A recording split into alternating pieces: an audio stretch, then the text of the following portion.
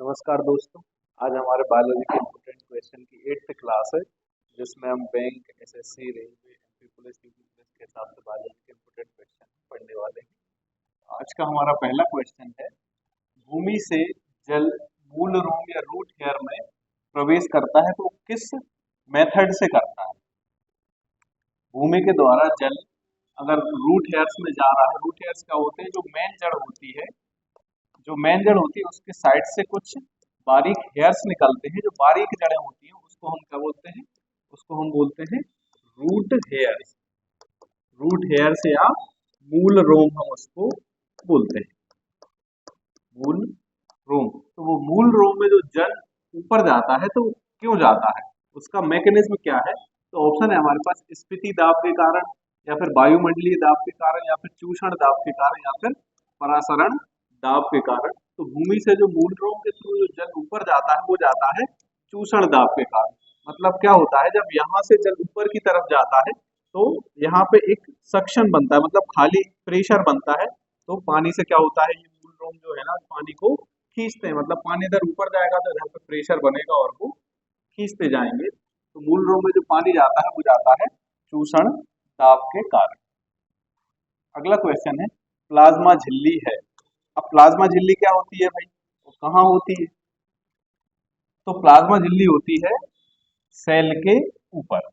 ये अगर मान लो सेल है तो सेल के ऊपर जो झिल्ली पाई जाती है हमारी, उसको हम क्या बोलते हैं, प्लाज्मा झिल्ली।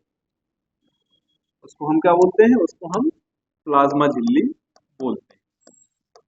प्लाज्मा झिल्ली जो कि कैसी होती है, ये जो झिल्ली होती है जो सेल के चारों तरफ होती है, जिसके अंदर कोशिका द्रव भरा होता है और कोशिकांग भी इसी के अंदर पाए जाते हैं, उसको हम बोलते हैं प्लाज्मा झिल्ली। ये कैसी होती है, सेमी परमिएबल होती है, मतलब अर्धपारगम्य होती है।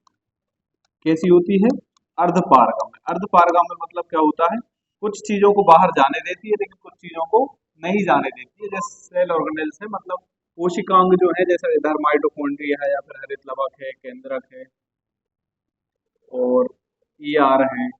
इन चीजों को क्या है, वो बाहर नहीं जाने देती, लेकिन कुछ खनिज लवण वगैरह जल होता है उसको वो बाहर जाने देती है। इसलिए हम क्या बोलते हैं, उसको अर्धपारगम्य झिल्ली बोलते हैं। क्या बोलते हैं, अर्धपारगम्य झिल्ली। मतलब ऐसी झिल्ली जो आधी चीजों को बाहर जाने देती है, मतलब एक छन्नी का काम करती है। तो वो क्या करती है, हमारे पास ऑप्शन है, प्रोटीन संश्लेषण में सहायता करती है, प्लाज्मा झिल्ली।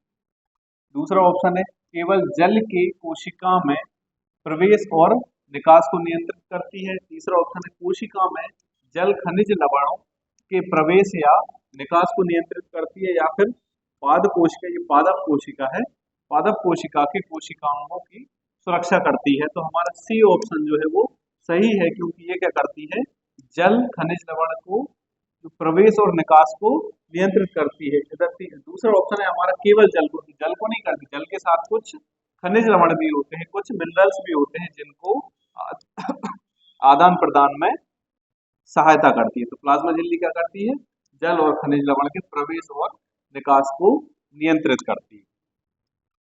अगला क्वेश्चन है हमारा, प्रकाश संश्लेषण के लिए सबसे उपयोगी तरंग है। तरंग लंबाई नहीं है, वो तरंग केवल यहाँ पे तरंग का रंग से मतलब है, कौन सा रंग हमें सबसे उपयोगी है प्रकाश संश्लेषण के लिए। तो प्रकाश संश्लेषण की क्रिया जो सबसे ज्यादा होती है वो होती है किसमें, लाल प्रकाश। किसमें होती है, लाल प्रकाश में। उसके बाद कम जो होती है वो होती है बैगनी प्रकाश। मतलब फर्स्ट नंबर पे आता है हमारा लाल प्रकाश, दूसरे तीसरे नंबर पे आता है हमारा बैगनी रंग। और हरी रोशनी में प्रकाश संश्लेषण की क्रिया नहीं होती। इसमें क्या होगा, इसमें प्रकाश संश्लेषण नहीं होता है, प्रकाश संश्लेषण नहीं। तो हमसे पूछा गया है कि प्रकाश संश्लेषण के लिए उपयोगी तरंग कौन सी है, तो लाल रोशनी में जो तरंगें पाई जाती है वो सबसे ज्यादा उपयोगी होती है। भारत में सबसे अधिक खाया जाने वाला अनाज कौन सा है। हम सबसे ज्यादा अनाज कौन सा खाते हैं, तो हमारा आंसर क्या होता है, गेहूं। जबकि गेहूं क्या है, गलत आंसर है। दूसरा ऑप्शन है हमारा मक्का, तीसरा बाजरा, चौथा चावल। तो भारत में जो सबसे अधिक खाया जाने वाला जो अनाज है वो है चावल। भारत में हम कौन सा अनाज सबसे ज्यादा खाते हैं, तो चावल खाते हैं। और अगर ऑल ओवर वर्ल्ड में अगर पूछा जाता है तो सबसे ज्यादा खाने वाला अनाज कौन सा है, गेहूं है। कौन सा है? गेहूं है। इस चीज में कंफ्यूजन नहीं होना है, किसी प्रकार का कंफ्यूजन नहीं होना चाहिए कि भारत में क्या खाया जाता है, तो चावल खाया जाता है। हम लोग एमपी में रहते हैं तो हम लोग बोलते हैं कि गेहूं खाते होंगे, जबकि गेहूं हम लोग केवल एमपी में खाते हैं। पूरे भारत के जितना भी बॉर्डर एरिया है, मतलब भारत का जितना भी बॉर्डर वाला एरिया है, उसमें अगर देखें तो यहाँ वाले क्षेत्र में सब में चावल, यहाँ से साउथ में आते हैं सब चावल खाते हैं, यहाँ से केरल गुजरात ये होते हुए सारा क्षेत्र यहाँ पे क्या खाता है? चावल खाता है। और इधर पे छत्तीसगढ़ वाले क्षेत्र में भी क्या खाते हैं? चावल खाते हैं। तो एमपी में ही है कुछ क्षेत्र जहाँ पे हम लोग गेहूं बहुत ज्यादा खाते हैं, गेहूं खाया जाता है मध्य प्रदेश और पंजाब वाले क्षेत्र में, लेकिन बाकी छत्तीसगढ़ और ये पूरा जो तटीय क्षेत्र जो है यहाँ पे सब में चावल खाया जाता है। तो भारत में सबसे अधिक खाने वाला जो अनाज है वो कौन सा है? हमारा चावल है, गेहूं नहीं है। गेहूं ऑल ओवर वर्ल्ड में अगर पूछा जाए तो गेहूं है, भारत में चावल है। अगला क्वेश्चन है हमारा, वन अनुसंधान संस्थान कहाँ स्थित है? हमसे पूछा गया है वन अनुसंधान संस्थान कहाँ स्थित है। तो वन अनुसंधान संस्थान जो है वो कहाँ स्थित है? वो है देहरादून में स्थित है। कहाँ पे स्थित है? देहरादून में स्थित है। और शिमला में क्या है? शिमला में जो है ना वो है आलू का अनुसंधान संस्थान, सेंट्रल पोटैटो रिसर्च सेंटर है। कहाँ है? शिमला में है। यहाँ पे आलू पे रिसर्च होती है। तो देहरादून में क्या है? तो देहरादून में है फॉरेस्ट रिसर्च इंस्टीट्यूट। अगला क्वेश्चन है, अवांछनीय पौधे अनवांटेड प्लांट को हम क्या कहते हैं? अवांछनीय पौधे या फिर अनवांटेड जो प्लांट होते हैं उनको हम क्या कहते हैं? ऑप्शन है हमारे पास, उनको हम घास कहते हैं, उनको रीड्स कहते हैं, या फिर वीड्स कहते हैं मतलब खरपतवार बोलते हैं, या फिर श्रब बोलते हैं। श्रब मतलब क्या होता है? ये होता है झाड़ी। श्रब को हिंदी में क्या बोलते हैं? श्रब को हिंदी में झाड़ी बोलते हैं। तो जो अवांछनीय पौधे हैं, जैसे हमने एक खेत में, हमारे खेत में फसल लगाई, जैसे हमारे खेत में हमने लगाया क्या? गेहूं लगाया। हमारे खेत में ये गेहूं लगा हुआ है, हमने देखा तो गेहूं के साथ क्या होगा? गेहूं के साथ अगर मान लो यहाँ पे उगाया बथुआ, बथुआ, तो हमने क्या बोया था? गेहूं। और हम चाहते क्या थे कि उत्पादन किसका हो? गेहूं का हो, लेकिन साथ में क्या उगाया? बथुआ। तो जो अनवांटेड प्लांट होते हैं उनको हम क्या कहते हैं? खरपतवार बोलते हैं। क्या बोलते हैं? खरपतवार। अब चाहे यहाँ पे घास उगाए, घास उग जाए, या फिर अन्य फसल, अगर गेहूं के खेत में चना भी है, लेकिन हमने क्या बोया था? गेहूं बोया था। हम चाह रहे थे क्या हो? गेहूं। लेकिन अगर उसमें चने का भी पौधा आ गया तो उसको भी हम क्या बोलते हैं? खरपतवार ही बोलते हैं। ऐसा नहीं है कि कोई फसल उग गई, जैसे मान लो गेहूं के खेत में अगर मान लो एक मटर का पौधा आ गया तो उसको हम बोल देंगे कि ये तो फसल है। वो फसल नहीं होगा, वो क्या होगा? खरपतवार ही होगा। गेहूं के खेत में मटर उगा है, या फिर चना होगा, या फिर चने के खेत में ये दो चार गेहूं के पौधे उगाते हैं तो उसको भी हम खरपतवार में ही लेते हैं। आगे समझ में। और जो खरपतवार नाशी होते हैं, जो केमिकल्स जो खरपतवार को हम नष्ट करने के लिए डालते हैं खेतों में, तो उसको हम क्या बोलते हैं? उसको क्या बोलते हैं? हम उसको बोलते हैं खरपतवार नाशी। खरपतवार नाशी, या फिर इंग्लिश में डायरेक्ट पूछा जाता है, ऐसा ही लिखा जाता है, तो उसको हम बोलते हैं वीडीसाइड। क्या बोलते हैं? वीडीसाइड हम बोलते हैं। तो वीडीसाइड क्या होता है? खरपतवार नाशी होता है। क्या होता है? खरपतवार नाशी, जो केवल खरपतवार को नष्ट करता है। और एक और क्या होता है? एक और होता है इंसेक्टिसाइड। इंसेक्टिसाइड क्या होता है? जो कि कीड़ों को खत्म करता है। किसको? कीड़ों को या इल्ली को खत्म करता है, उसको बोलते हैं इंसेक्टिसाइड। जो वीड को खत्म करता है उसको हम क्या बोलते हैं? वीडीसाइड। और जो फसल को भी खत्म कर दे, फसल प्लस खरपतवार, फसल प्लस खरपतवार को भी खत्म कर दे, उसको हम क्या बोलते हैं? उसको बोलते हैं हर्बिसाइड। क्या बोलते हैं? हर्बिसाइड। हर्बिसाइड क्या होते हैं? ये पूरे पौधे में, मतलब पूरे खेत में जो भी पौधा दिखेगा वो नहीं पहचानता कि ये हमारी फसल है या फिर ये खरपतवार है। वो सारे पौधों को नष्ट कर देगा, जो भी होगा उसके सामने जो भी आएगा वो नष्ट हो जाएगा। तो उसको क्या बोलते हैं? हर्बिसाइड बोलते हैं। मतलब ये फसल को भी नष्ट कर देगा और खरपतवार को भी नष्ट कर देगा। तो ये हर्बिसाइड तब डाले जाते हैं जब हमने कोई भी फसल ना बोई हो। जैसे बारिश के पहले बहुत ज्यादा खरपतवार होगा, कोई फसल अभी नहीं बोई, तो हम क्या करते हैं? हर्बिसाइड का यूज करते हैं, जिससे क्या होगा, टोटल घास ही है, टोटल खरपतवार है, तो उसको खत्म करके फिर उसके बाद हम अपनी फसल को बोते हैं। तो अवांछनीय पौधे क्या कहलाते हैं, खरपतवार कहलाते हैं। अगला क्वेश्चन है CO2 का उपयोग किस में होता है। हमसे पूछा गया है कि CO2 का उपयोग किस में होता है। ऑप्शन है हमारे पास प्रकाशिक अभिक्रिया, या फिर फोटोलिसिस, अंधकार प्रक्रिया, या फिर ग्रेना निर्माण। क्या है, या तो प्रकाशिक अभिक्रिया, या फोटोलिसिस, या अंधकार प्रक्रिया, या फिर ग्रेना निर्माण। तो इसमें क्या होता है, ये किसमें होता है, ये होता है प्रकाशिक अभिक्रिया, CO2 का उपयोग। CO2 का उपयोग कहाँ पे होता है, तो वहां क्या होता है, प्रकाशिक अभिक्रिया में इसका उपयोग हम करते हैं। किसमें करते हैं, प्रकाशिक अभिक्रिया में पौधे CO2 का उपयोग करते हैं। अगला क्वेश्चन है पौधों में CO2 का अवशोषण और ऑक्सीजन का निकास किस क्रिया में होता है। पौधों में CO2 का अवशोषण और ऑक्सीजन का निकास किस क्रिया में होता है। ऑप्शन है हमारे पास बाष्पोत्सर्जन, अंतःपरासरण, श्वसन, या फिर प्रकाश संश्लेषण। तो हमें कंफ्यूज नहीं होना है श्वसन और प्रकाश संश्लेषण। आगे समझ में, श्वसन और प्रकाश संश्लेषण में हमें कंफ्यूज नहीं होना है, हमें सीधा लगाना है प्रकाश संश्लेषण। क्यों लगाना है, क्योंकि प्रकाश संश्लेषण में ही क्या होता है, ऑक्सीजन का निर्माण होता है।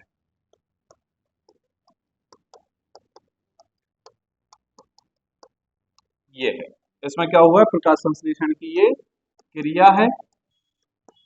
प्रकाश संश्लेषण की क्रिया में पौधे क्या लेते हैं, कार्बन डाइऑक्साइड लेते हैं और ऑक्सीजन को छोड़ते हैं, और जो ऑक्सीजन जो आती है वो कहाँ से आती है, वो जल से आती है। आगे समझे, तो प्रकाश संश्लेषण की क्रिया में जो भी ऑक्सीजन निकलती है, तो वो कार्बन डाइऑक्साइड में जो ऑक्सीजन पाई जाती है उससे नहीं निकलती, वो निकलती है जल में उपस्थित ऑक्सीजन से, वो ऑक्सीजन निकलती है। तो पौधों में जो CO2 का अवशोषण होता है और ऑक्सीजन का निकास होता है, तो वो प्रकाश संश्लेषण में होता है। तो हमें श्वसन नहीं लगाना है, हमें लगाना है कौन सा, प्रकाश संश्लेषण। कोशिका के किस भाग में भोजन का ऊर्जा में परिवर्तन होता है। कोशिका के कौन से भाग, कोशिका में बहुत सारे भाग होते हैं, कोशिका के कोशिकांग बहुत सारे होते हैं। इसमें सबसे पहला ऑप्शन हमारे पास क्या है, केंद्रक। तो केंद्रक कहाँ होता है, बीच में होता है। दूसरा ऑप्शन कहाँ है, क्लोरोप्लास्ट। ये हमने बना दिया क्या, इधर पे हम बना देते हैं एक क्लोरोप्लास्ट। ये हमने क्लोरोप्लास्ट बना दिया। क्लोरोप्लास्ट लगभग इस टाइप का हमें देखने को मिलता है। ये हमने बना दिया क्लोरोप्लास्ट। तीसरा ऑप्शन है माइटोकॉन्ड्रिया। तो यहाँ पे हम बना देते हैं क्या, माइटोकॉन्ड्रिया। ये हमने बना दिया माइटोकॉन्ड्रिया, तो लिख देते हैं ये है माइटोकॉन्ड्रिया। ये हो गया क्लोरोप्लास्ट, जिसको हिंदी में हम क्या बोलते हैं, हिंदी में हम बोलते हैं उसको हृदय। तीसरा ये क्या बना दिया हमने, यहाँ पे बना देते हैं अपन केंद्र। अगला ऑप्शन क्या है हमारा, गोल्जिका है। तो यहाँ पे हमने क्या बना दिया, एक गोल्जिका। गोल्जिका। तो हमसे पूछा गया कि कोशिका के किस भाग में भोजन का ऊर्जा में परिवर्तन होता है। तो कहाँ पे होता है, माइटोकॉन्ड्रिया में होता है। माइटोकॉन्ड्रिया में क्या होता है, ऊर्जा का परिवर्तन होता है, मतलब भोजन को ऊर्जा में कन्वर्ट किया जाता है। किस फॉर्म में किया जाता है, तो ATP के फॉर्म में किया जाता है। किस फॉर्म में किया जाता है, ATP के फॉर्म में किया जाता है। अब हमारे पास और भी ऑप्शन है। तो केंद्रक क्या होता है भाई, तो केंद्रक होता है कोशिका का मुख्य हेड ऑफिस होता है। इसमें जो भी सेल के अंदर काम होते हैं वो कहाँ से संचालित होते हैं, केंद्रक से होते हैं। केंद्रक की खोज किसने की थी, तो केंद्रक की खोज किसने की थी, वो की थी रॉबर्ट ब्राउन ने। किसने की थी, रॉबर्ट ब्राउन ने केंद्रक की खोज की थी, और इसको केंद्रक का हेड ऑफिस भी कहा जाता है। क्लोरोप्लास्ट क्या होता है, क्लोरोप्लास्ट होता है हरित लवक, जो कि प्रकाश संश्लेषण में बहुत ही सहायक होता है। अगला है माइटोकॉन्ड्रिया, वो हमने समझ ही लिया। ये क्या होता है, ये ऊर्जा, भोजन को ऊर्जा में परिवर्तित करता है। इसको हम क्या बोलते हैं, इसको हम बोलते हैं कोशिका का रसोई घर। इसको हम क्या बोलते हैं, कोशिका का रसोई घर। कभी कभी एग्जाम में पूछा जाता है कोशिका का रसोई घर क्या होता है, तो माइटोकॉन्ड्रिया कोशिका का रसोई घर या किचन हम इसको बोलते हैं। इसको हम पावर हाउस भी बोलते हैं, क्योंकि ये ATP का निर्माण करता है। अगला ऑप्शन है हमारे पास गोल्जी काय। अब यहाँ पे है गोल्जी काय। गोल्जी काय की खोज किसने की थी? तो गोल्जी काय की खोज किसने की थी? वो की थी कैमिलो गोल्जी ने। किसने? Camillo Golgi. इसीलिए इसको क्या बोला जाता है? उन्हीं के नाम से गोल्जी काय इसको बोला जाता है। इसको शॉर्ट फॉर्म में सी गोल्जी बोलते हैं।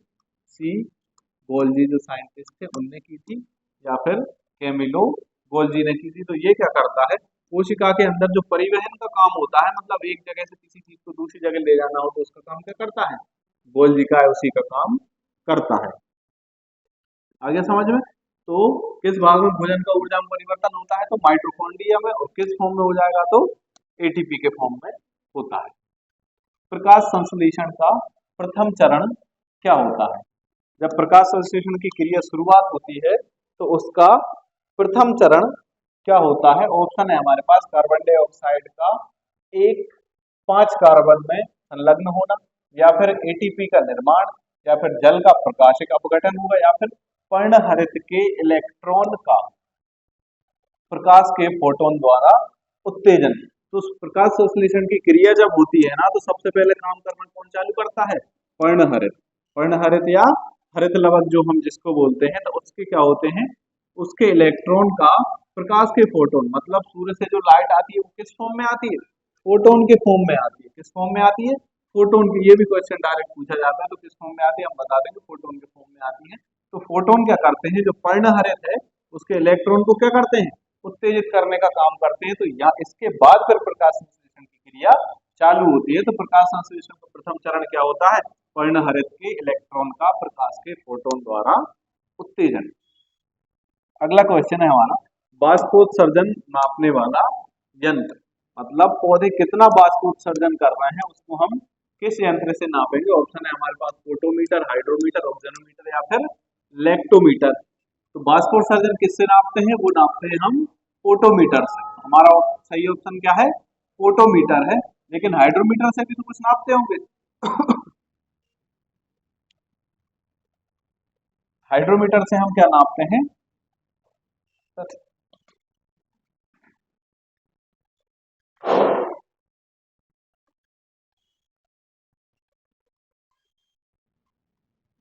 हमने देखा था कि बाष्पोत्सर्जन नापने वाला यंत्र कौन सा है? फोटोमीटर है। लेकिन हमारे सामने क्या है? एक हाइड्रोमीटर भी है। तो हाइड्रोमीटर से क्या करते हैं हम? द्रव का अपेक्षित घनत्व नापते हैं। क्या करते हैं? द्रव का अपेक्षित घनत्व हम इससे नापते हैं। और एक और यंत्र हमें दिख रहा है, बहुत ही उपयोगी यंत्र है, वो है लेक्टोमीटर। लेक्टोमीटर से क्या करते हैं? दूध की शुद्धता को नापा जाता है। मतलब दूध में कितना पानी मिला हुआ है उसको अगर नापना है तो किसका यूज करते हैं हम? लेक्टोमीटर का। और वाष्पोत्सर्जन नापने के लिए किसका उपयोग करते हैं? तो फोटोमीटर का। किसका? फोटोमीटर का। ये किसने बनाया था? गैनांग ने बनाया था इसको। इसका पूरा नाम क्या है? गैनांग का फोटोमीटर इसको हम बोलते हैं। अगला क्वेश्चन है हमारा, पौधों में जल का संवहन या ट्रांसपोर्ट ऑफ वाटर किस मार्ग से होता है? तो किस मार्ग से होता है भाई? ये तो हम बहुत बार पढ़ चुके हैं। कहाँ से होता है? जाइलम से होता है। कहाँ से होता है? जाइलम के थ्रू होता है।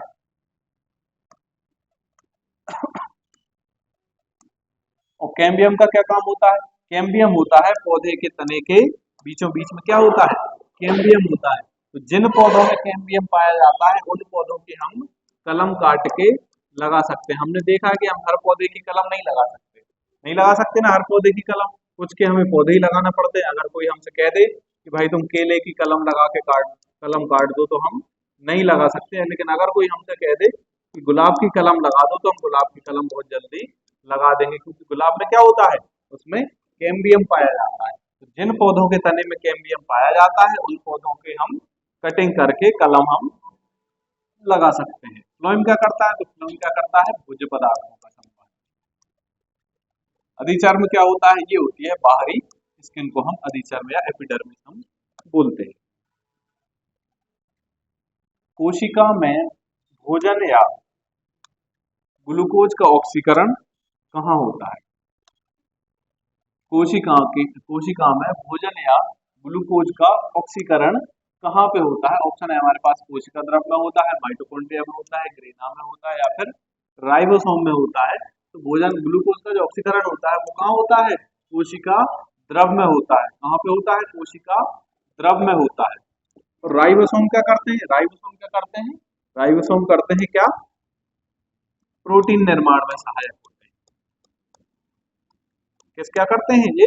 प्रोटीन निर्माण का काम करते हैं। और ये कहाँ पे पाए जाते हैं? तो ये पाए जाते हैं ईआर के ऊपर।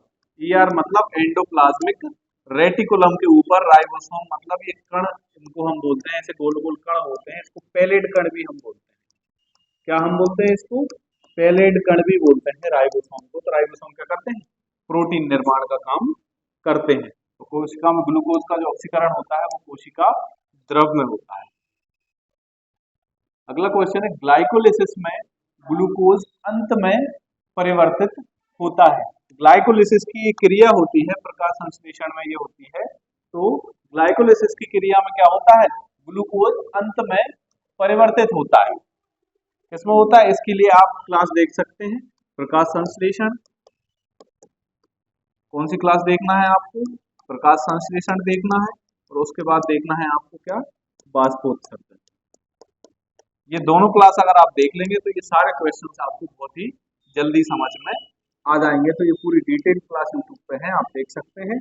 तो ग्लाइकोलिसिस की जो क्रिया होती है, ग्लाइकोलिसिस चलता है जो साइकिल, उसमें ग्लूकोज क्या होता है? अंत में परिवर्तित होता है। शुरुआत कहाँ से होती है? ग्लूकोज से होती है, फिर रास्ते में एटीपी वगैरह बनते हैं। ये सारी क्रिया आखिरी में कहाँ तक पहुंचती है वो हमसे पूछा गया। तो ऑप्शन है हमारे पास पायरुविक अम्ल के 2 अणु, या फिर पायरुविक अम्ल का 1 अणु, या फिर एसिटाइल कोएंजाइम, या फिर एल्कोहल प्लस CO2। तो ग्लाइकोलिसिस की जो ग्लूकोज के अंत में जो परिवर्तित होता है वो होता है पायरुविक अम्ल के 2 अणुओं में। किसमें होता है? पायरुविक अम्ल के 2 अणुओं में ये परिवर्तित हो जाता है।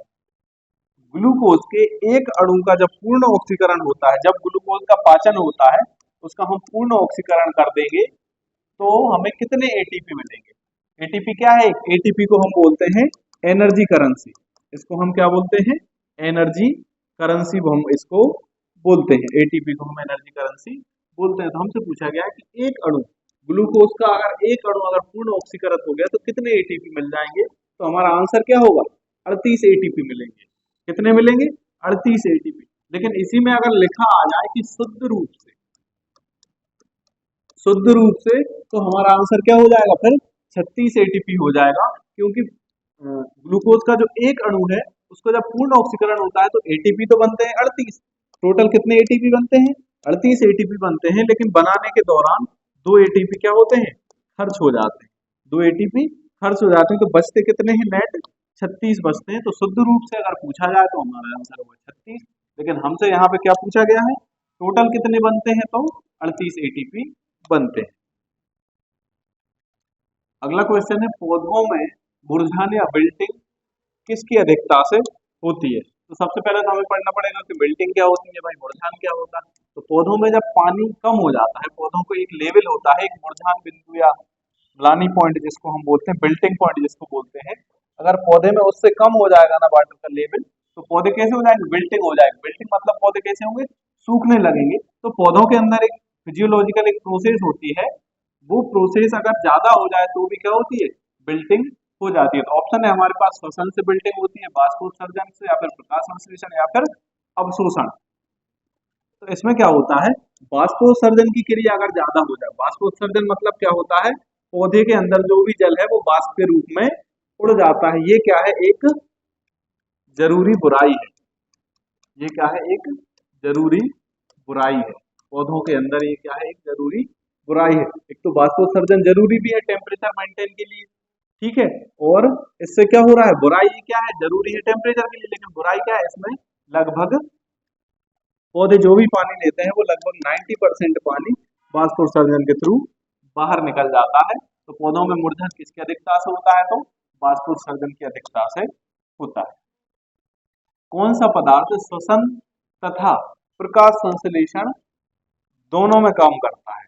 भाई ऐसा कौन सा कोशिकांग है, क्या है, जो कि प्रकाश संश्लेषण में भी काम कर रहा है और श्वसन में भी काम कर रहा है? ऑप्शन है हमारे पास प्रकाश ऊर्जा, साइटोक्रोम, क्लोरोफिल, या फिर माइटोकॉन्ड्रिया। तो साइटोक्रोम एक ऐसा अंग है, साइटोक्रोम जो है ना एक ऐसा पदार्थ है,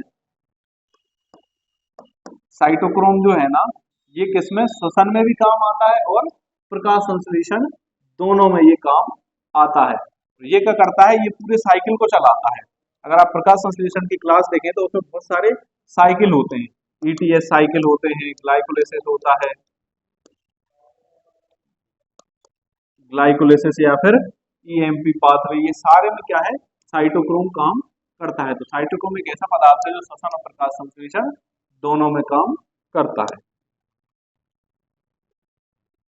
अगला क्वेश्चन है हमारा, अधिकतर पौधे भूमि से किस रूप में नाइट्रोजन को लेते हैं? पौधों के लिए नाइट्रोजन क्या है, एक बहुत ही जरूरी तत्व है। जैसे हमें कार्बोहाइड्रेट बहुत ज्यादा चाहिए होता है ना, तो पौधों के लिए क्या चाहिए, नाइट्रोजन चाहिए, जिससे पौधे कैसे होते हैं, हरे होते हैं। हम देखते हैं कि अगर हमारा गेहूं खराब होने में दिखता है, थोड़ा पीला होता है, तो हम उसमें यूरिया डाल देते हैं। क्या डाल देते हैं, यूरिया। तो यूरिया में क्या होता है, नाइट्रोजन होता है। तो नाइट्रोजन की पूर्ति के लिए तो हम यूरिया डालते हैं 5-5 बोरी भर भर के। तो लेकिन पौधे यूरिया को डायरेक्ट फॉर्म में, यूरिया में जो नाइट्रोजन होती है वो होती है एमाइड फॉर्म में। किस फॉर्म में होती है, एमाइड फॉर्म में होती है। लेकिन पौधे एमाइड फॉर्म में डायरेक्ट ऑब्जर्व नहीं कर सकते। तो पौधे किस रूप में लेते हैं ये हमसे पूछा गया है। तो ऑप्शन है हमारे पास स्वतंत्र नाइट्रोजन, नाइट्राइट या फिर नाइट्रिक अम्ल या फिर नाइट्रेट। तो पौधे अगर जड़ के थ्रू अगर नाइट्रोजन को ले रहे हैं तो वो नाइट्रेट के फॉर्म में लेते हैं। किसके फॉर्म में लेते हैं, नाइट्रेट के फॉर्म में लेते हैं। और यदि हम यूरिया को घोल के बहुत कम मात्रा ये डाली जाती है, अगर हम यूरिया को डायरेक्ट पत्तियों पे छिड़काव करते हैं तो फिर पत्तियां किस फॉर्म में लेती हैं, तो पत्तियां किस फॉर्म में लेती है, वो लेती है एमाइड। किस फॉर्म में लेती है, एमाइड फॉर्म में पत्तियां नाइट्रोजन को लेती है। आगे समझ में। और एक जीवाणु होता है एजोटोबैक्टर। क्या होता है, एजोटोबैक्टर होता है एक, जो कि मिट्टी में पाया जाता है। तो एजोटोबैक्टर ये जीवाणु क्या करता है, ये मिट्टी में पाया जाता है।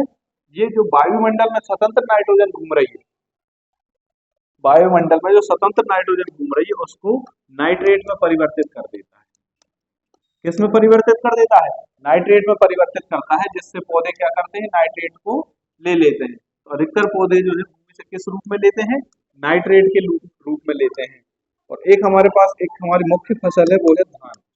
तो धान में हम अगर वो देते हैं नाइट्रोजन, तो हम यूरिया या फिर एमाइड फॉर्म में नहीं देते, वो हम देते हैं किस फॉर्म में, अमोनिया के फॉर्म में। किस फॉर्म में देते हैं, अमोनिया के फॉर्म में हम देते हैं। अनॉक्सी श्वसन एनारोबिक रेस्पिरेशन में शर्करा के अपूर्ण ऑक्सीकरण से क्या बनता है। मतलब एनारोबिक रेस्पिरेशन जब होगा जिसमें क्या होगा, ऑक्सीजन नहीं होगी, उसको हम क्या बोलते हैं, एनारोबिक। और एरोबिक क्या होता है, जहां पे ऑक्सीजन की उपस्थिति होती है, तो वहां पे क्या होता है, उसको हम बोलते हैं ऑक्सीश्वसन। तो जब एनारोबिक रेस्पिरेशन में शर्करा का अपूर्ण ऑक्सीकरण होता है, मतलब ग्लूकोज जो है उसको पूर्ण तरह से ऑक्सीकृत नहीं कर पाते, तो उसमें क्या बनता है, ऑप्शन है हमारे पास कार्बन डाइऑक्साइड बनता है, या फिर ग्लूकोज, या फिर जल प्लस कार्बन डाइऑक्साइड, या फिर एल्कोहल प्लस कार्बन डाइऑक्साइड। तो हमारा ऑप्शन डी सही है, क्योंकि अगर एनारोबिक रेस्पिरेशन में अपूर्ण ऑक्सीकरण होता है शर्करा का, तो वहां पे क्या बन जाता है, एल्कोहल और कार्बन डाइऑक्साइड बन जाती है। क्या बन जाती है, एल्कोहल और कार्बन डाइऑक्साइड वहां पे बनती है। क्रेब्स चक्र के द्वारा संश्लेषण होता है, हमसे पूछा गया है क्रेब्स चक्र के द्वारा किसका संश्लेषण होता है। ऑप्शन है हमारे पास ग्लूकोज का होता है प्लस एटीपी का होता है, या फिर लैक्टिक अम्ल का, या फिर फ्यूमेरिक अम्ल का, या फिर पायरोविक अम्ल का होता है। तो क्रेब्स चक्र जो चलता है, क्रेब्स चक्र ऐसे चलता है, उसको आप अगर फोटोसिंथेसिस की क्लास देखें तो उसमें आपको डिटेल में मिल जाएगा। तो उसमें जो बनता है ना, उसका संश्लेषण, किसका संश्लेषण होता है, वो होता है फ्यूमेरिक अम्ल का। किसका संश्लेषण होता है, फ्यूमेरिक अम्ल का होता है। जब क्रेब्स चक्र जब चलता है तो उसमें फ्यूमेरिक अम्ल का संश्लेषण हमें देखने मिलता है। चावल अनुसंधान संस्थान कहाँ पे स्थित है, हमारे देश में जो सबसे ज्यादा खाने वाली फसल कौन सी है, चावल है। कौन सी फसल है, चावल है। और चावल का अनुसंधान संस्थान कहाँ पे है, वो है कटक में। कटक कहाँ पे है, उड़ीसा में। तो राइस रिसर्च इंस्टीट्यूट कहाँ पे है, कटक उड़ीसा में इसका राइस रिसर्च सेंटर स्थित है। शिमला में कौन सा है, तो शिमला में है आलू का। शिमला में किसका है, आलू का रिसर्च सेंटर। संसार की अधिकतम खाद्यान्न फसलें किससे संबंधित है? हम जो बहुत सारी खाद्यान्न फसलें खाते हैं, खाद्यान्न मतलब जो अनाज हम खाते हैं, तो वो कौन से कुल से आती है, ये हमसे पूछा गया है। ऑप्शन है हमारे पास ग्रेमिनी, सोलेनेसी, लेग्यूमिनेसी या फिर क्रूसीफेरी। तो यहाँ पे खाद्यान्न वाला एक ही ग्रुप दिख रहा है हमें, ग्रेमिनी। ग्रेमिनी इतना बड़ा कुल है, हम जितनी भी धान्य फसलें खाते हैं वो सारी किस कुल से आती है? ग्रेमिनी से आती है। हम गेहूं खाते हैं, हम चावल खाते हैं, फिर इसके बाद हम बाजरा खाते हैं, फिर इसके अलावा और क्या क्या खाते हैं? तो हम ज्वार खाते हैं, फिर जौ खाते हैं। तो ये सारी चीजें किस कुल की हैं? ये सारी चीजें हैं किस कुल की? ग्रेमिनी कुल से। तो जो ज्यादातर खाद्यान्न फसलें सारे विश्व में खाई जाती हैं, तो कहाँ से आती है? वो ग्रेमिनी कुल से आती है। और एक और क्वेश्चन इसमें मुझे दिख रहा है, अगर हमसे पूछा जाता है कि सबसे ज्यादा सब्जियां किस कुल से आती हैं, तो सब्जियां कहाँ से आती है? सोलेनेसी कुल से आती हैं। तो सोलेनेसी में हम देख लेते हैं, तो आलू सोलेनेसी में आता है। इसके अलावा हम देख लें तो टमाटर भी, फिर इसके बाद बैंगन भी। तो बहुत सारी जो फसलें हैं वो सोलेनेसी